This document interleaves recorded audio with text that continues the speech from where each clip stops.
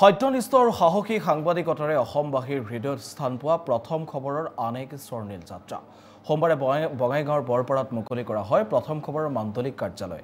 BH কলেজৰ অধ্যাপক উমেশ ভট্টাচাৰ্যই ফিতা কাটি উদ্বোধন কৰে কাৰ্যালয়টো ইয়াৰ পাছতে জ্যেষ্ঠ নাগৰিক প্ৰভাত বৈষ্ণৱৰ সভাপতিত্বত অনুষ্ঠিত হয় মুকলি সভাত প্ৰথম খবৰ মুখ্য সম্পাদক উৎপল বৰুৱা মুখ্য পৰিচালন বিষয়া দিগন্ত মাধৱ বৰা সম্পাদক মৃণাল দাস অভিজিত গোস্বামী সহ উপস্থিত থাকে কেইবাগৰাকীও বিশিষ্ট ব্যক্তি প্ৰতিবেদন আমি আপোনালোকলৈ আগবঢ়াইছো আৰু ইয়াৰ লগে লগে সন্ধিয়া প্ৰাইম টাইম বাতৰিৰ পৰা মই ভাস্কৰ বিদায় লৈছো নমস্কাৰ জনপ্ৰিয়তাৰ শিখৰলৈ অতিক্ৰম প্ৰথম খবৰ সত্যনিষ্ঠতাৰে অবিৰত যাত্ৰাকালত প্ৰথম খবৰৰ নতুন খোজ বঙাইগাঁৱৰ বৰপাৰাত প্ৰথম খবৰৰ মাণ্ডলিক কাৰ্যালয় মুকলি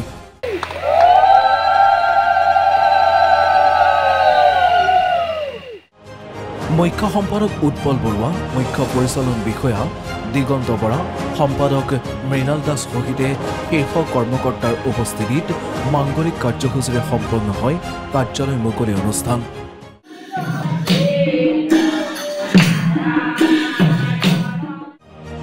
অবিৰত যাত্ৰাৰে সত্য খবৰৰ সন্ধানত 24x7 জনতাৰ পক্ষত থকা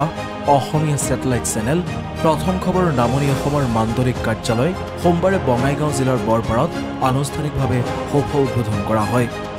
BH কলেজৰ মুৰব্বী অধ্যাপক উমেশ ভট্টাচাৰ্যই ৰঙা ফিতা কাটি উদ্বোধন কৰে মুখ্য কাৰ্যালয়টো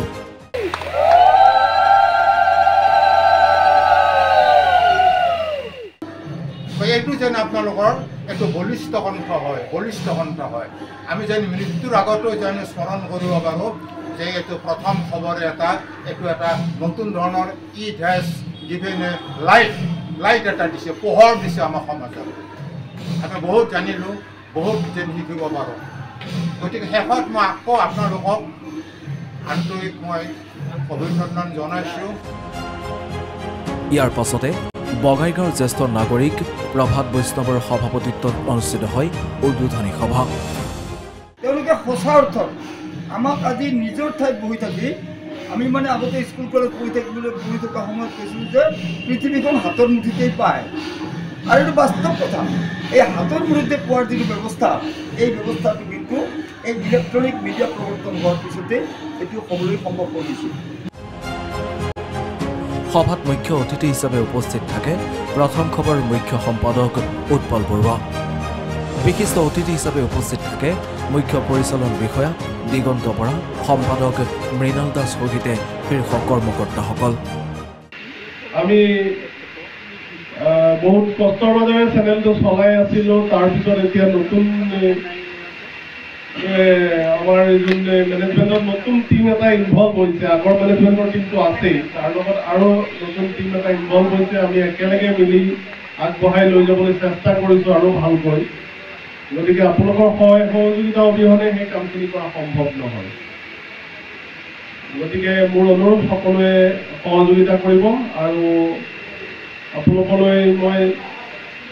মোৰ ভিতৰৰ পৰা আপোনালোকৰ ইমান দিনে দি অহা সহায় সহযোগিতাৰ বাবে কৃতজ্ঞতা আৰু আদৰণা দিনবিলাকত আৰু সহযোগ আগবঢ়াবৰ কাৰণে আপোনালোকৰ অনুৰোধ জনাই মোৰ বক্তব্য সামৰি লৈছোঁ যে লোৱাৰ আছামৰ যিখিনি সাংবাদিক আছে তেওঁলোকৰ বহুত সমস্যা হয়তো তেওঁলোকৰ মাজত আছে লৈ আছে বহুত দিন ধৰি চলি আছে আৰু সমস্যাবোৰ থাকেই চব মানুহৰ থাকেই সেইকাৰণে আজি বঙাইগাঁৱত এটা মূল চেণ্টাৰ হিচাপে লৈ এই আমি মাণ্ডলিক কাৰ্যালয়টো আমি আৰম্ভ কৰিছোঁ ইয়াতে মাণ্ডলিক কাৰ্যালয়টোৰ পৰাই আমি লোৱাৰ আছামৰ যিখিনি সমস্যা সেইখিনি সমস্যাখিনি আমি চেছ কৰি যাবলৈ মানে আমি আগলৈ আগবাঢ়ি যাম কাৰণ তেওঁৰ এই মাণ্ডলিক কাৰ্যালয়টোৰ পৰা আমাক এটা কি প্ৰব্লেম হয় তেনেকুৱা ধৰণৰ কথা হয় আমি ক'ৰবাত এটা প্ৰগ্ৰেম এটা হৈছে আমি পটককৈ কেমেৰা এটা নাপাওঁ ক'ৰবাত যাবলৈ আমি পটককৈ গাড়ী এখন নাপাওঁ প্ৰব্লেমটো হয় ন আজি লাইভ কিবা এটা কৰিবলৈ হ'লে আমি ইয়াৰ পৰা লাইভ কৰিব নোৱাৰোঁ গতিকে আমাৰ সেই বস্তুটো হৈছে কি আমি চেণ্ট্ৰেলাইজ কৰি আমি ইয়াতে অফিচটো কৰিছোঁ যাতে গোটেই অঞ্চলটোত যিমানখিনি জেগা সামৰিব পাৰে তেওঁলোকে যাতে সেই বস্তুখিনি লগে লগে পায় প্ৰথম খবৰ নামনি অসমৰ ব্যুৰো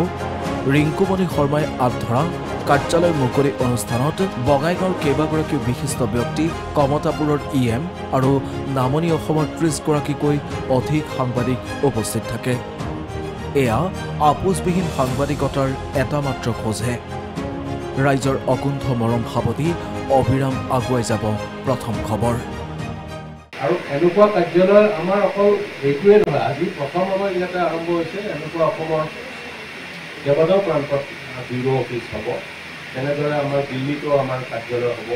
গতিকে বাতৰিৰ ক্ষেত্ৰত, বাতৰি সংগ্ৰহ আৰু বাতৰি প্ৰেৰণৰ ক্ষেত্ৰত, আৰু যিহেতু এতিয়া কম্পিটিশ্যনৰ যুগ, এই কম্পিটিশ্যনত প্ৰথম খবৰে বিগত 4 বছৰত যিধৰণে কষ্ট কৰি আগবাঢ়ি আহিছে, আমি প্ৰতিযোগিতাৰ ক্ষেত্ৰখনত আৰু